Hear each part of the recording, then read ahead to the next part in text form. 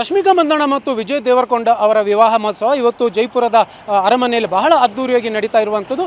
ಇದರ ಬೆನ್ನಲ್ಲೇ ಈ ರಶ್ಮಿಕಾ ಮಂದಣ್ಣ ಮೂಲತಃ ನಮ್ಮ ಕೊಡಗು ಜಿಲ್ಲೆ ವಿರಾಜಪೇಟೆ ತಾಲೂಕಿನ ಕದನೂರು ಗ್ರಾಮಸ್ಥರು. ಈ ಕದನೂರು ಗ್ರಾಮ ಬರುವಂಥದ್ದು ಈ ಮಡಿಕೇರಿ ವಿರಾಜಪೇಟೆ ಮುಖ್ಯ ರಸ್ತೆಯಲ್ಲಿ ಇದೆ. ಮಡಿಕೇರಿ ವಿರಾಜಪೇಟೆ ಮುಖ್ಯ ರಸ್ತೆ, ಈ ಮುಖ್ಯ ರಸ್ತೆಯ ಸಮೀಪದಲ್ಲೇ ಇರುವಂಥದ್ದು ಈ ರಶ್ಮಿಕಾ ಮಂದಣ್ಣ ಅವರ ಮನೆ. ಅಂದರೆ ಇಲ್ಲಿ ಅದರ ಈ ಬೋರ್ಡನ್ನು ನೋಡೋದಾದರೆ ಎ ಮಂದಣ್ಣ ಸೆರೆನಿಟಿ ಅಂತ ಇದೆ. ಮಂದಣ್ಣ ಅಂದರೆ ಈ ರಶ್ಮಿಕಾ ಅವರ ತಂದೆಯ ಹೆಸರು ಮದನ್ ಮಂದಣ್ಣ ಅಂತ, ಅವರ ಹೆಸರಿನಲ್ಲೇ ಈ ಮನೆ ಇರುವಂಥದ್ದು. ಸುಮಾರು 15 ವರ್ಷಗಳ ಕಾಲ ರಶ್ಮಿಕಾ ಮಂದಣ್ಣ ಇದೇ ಮನೆಯಲ್ಲಿ ಆಡಿ ಬೆಳೆದಂತಹ ಮನೆ.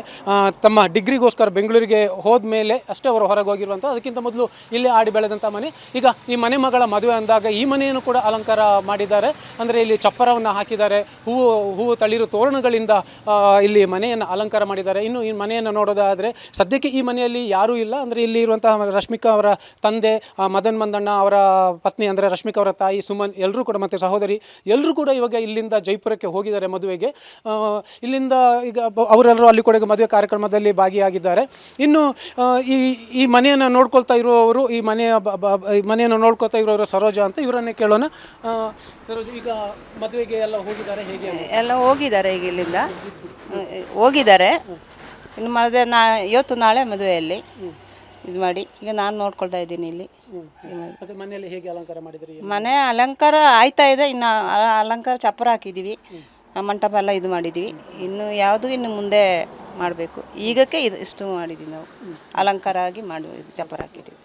ಇನ್ನು ಈ ಕೊಡವ ಪದ್ಧತಿಯಲ್ಲಿ ಸುಮಾರು 4 ರಿಂದ 5-6 ದಿನಗಳವರೆಗೂ ಮದುವೆ ನಡೆಯುತ್ತೆ. ಅಂದರೆ ಮದುವೆಗೆ 3 ಅಥವಾ 5 ದಿನಗಳಿಗೆ ಮೊದಲೇ ಇಲ್ಲಿ ಚಪ್ಪರವನ್ನು ಹಾಕುವಂಥದ್ದು, ಮನೆಗಳನ್ನು ಅಲಂಕಾರ ಮಾಡುವಂಥದ್ದು ನಡೆಯುತ್ತೆ ಅದು ಕೊಡಗಿನ ಕೊಡವ ಪದ್ಧತಿಯಲ್ಲಿ. ಇನ್ನು ಅದೇ ಪ್ರಕಾರ ಈಗ ಮದುವೆ ಕೂಡ ಅಲ್ಲಿ, ಅಂದರೆ ನಮಗೆ ಸಿಕ್ಕ ಮಾಹಿತಿಗಳ ಪ್ರಕಾರ ಅಲ್ಲಿ ಜೈಪುರದಲ್ಲಿ ಏನು ಅರಮನೆಯಲ್ಲಿ ಮದುವೆ ನಡೀತಾ ಇದೆ ಅದು ಕೊಡವ ಪದ್ಧತಿಯಲ್ಲೂ ಕೂಡ ನಡೀತಾ ಇದೆ. ಅಂದರೆ ಎರಡೂ ಕಡೆ ಪದ್ಧತಿಯನ್ನು ಕೂಡ, ಸಂಸ್ಕೃತಿಯನ್ನು ಕೂಡ ಇಲ್ಲಿ ಪಾಲನೆ ಮಾಡಲಾಗ್ತಿದೆ ಅನ್ನೋ ಒಂದು ಮಾಹಿತಿ ಇದೆ. ಅಂದರೆ ಇಲ್ಲಿ ಕೊಡವ ಪದ್ಧತಿಯಲ್ಲಿ ಮದುಮಗಳಿಗೆ ತಾಯಿಯೇ ಪತ್ತಾಕ್ ಎಂಬ ಒಂದು ತಾಳಿಯನ್ನು ಕೂಡ ಕಟ್ತಾರೆ, ತಾಯಿಯೇ ಕಟ್ಟುವಂಥದ್ದು. ಅನಂತರ ಬಹಳ ವಿಭಿನ್ನವಾಗಿ ಸಂಸ್ಕೃತಿಯನ್ನು ಹೊಂದಿರುವಂತಹ ಕೊಡವ ಪದ್ಧತಿ ಇದು. ಹಾಗಾಗಿ ಈ ಕೊಡವ ಪದ್ಧತಿಯಲ್ಲಿ ಮದುವೆ ಅಲ್ಲಿ ಮಾಡಲಾಗ್ತದೆ ಎಂಬ ಒಂದು ಮಾತುಗಳು ಕೂಡ ಕೇಳಿ ಬರ್ತಾ ಇದೆ. ಇನ್ನು ಇಲ್ಲಿ ಕೊಡಗಿನಲ್ಲಿ ಯಾವಾಗ ಮದುವೆ ನಡೆಯುತ್ತೆ ಅನ್ನೋ ಒಂದು ಮಾತು ಕೂಡ ಇದೆ. ಅಂದರೆ ಯಾಕಂತಂದರೆ ಕೊಡಗಿನಲ್ಲಿ ಈ ಮದನ್ ಮಂದಣ್ಣ ಯಾರಿದ್ದಾರೆ, ರಶ್ಮಿಕಾ ಮಂದಣ್ಣ ಅವರ ತಂದೆ, ಅವರು ಬಹಳ ದೊಡ್ಡ ಒಂದು ಬಳಗವನ್ನು ಹೊಂದಿದ್ದಾರೆ, ಉದ್ಯಮಿ ಕೂಡ ಹೌದು ಅವರು. ಹಾಗೆ ಅವರ ಈ ಕುಟುಂಬಸ್ಥರು ಏನಿದ್ದಾರೆ ಬಹಳ ದೊಡ್ಡ ಮಟ್ಟದ ಒಂದು ಕುಟುಂಬವನ್ನು ಕೂಡ ಅವರು ಹೊಂದಿದ್ದಾರೆ. ಈ ಎಲ್ಲ ಅವರಿಗೂ ಕೂಡ, ಅವರ ಸ್ನೇಹಿತರಿಗೂ ಕೂಡ ಇಲ್ಲಿ ಮದುವೆ ಮಡಿಕೇರಿ ಅಂದರೆ ವಿರಾಜಪೇಟೆಯಲ್ಲೂ ಕೂಡ ಒಂದು ಮದುವೆ ಸಮಾರಂಭವನ್ನು, ಒಂದು ಅರತಕ್ಷತೆ ಸಮಾರಂಭವನ್ನು ಇಟ್ಕೊಂಡಿದ್ದಾರೆ ಅಂತ ಹೇಳಲಾಗ್ತಾ ಇದೆ. ಬಹುಶಃ ಅದು ಏಪ್ರಿಲ್ ತಿಂಗಳಲ್ಲಿ ಇಲ್ಲಿ ವಿರಾಜಪೇಟೆಯ ಅವರದೇ ಆದ ಒಂದು ಮದುವೆ ಛತ್ರ ಇದೆ, ಸೆರೆನಿಟಿ ಹಾಲ್ ಅಂತ.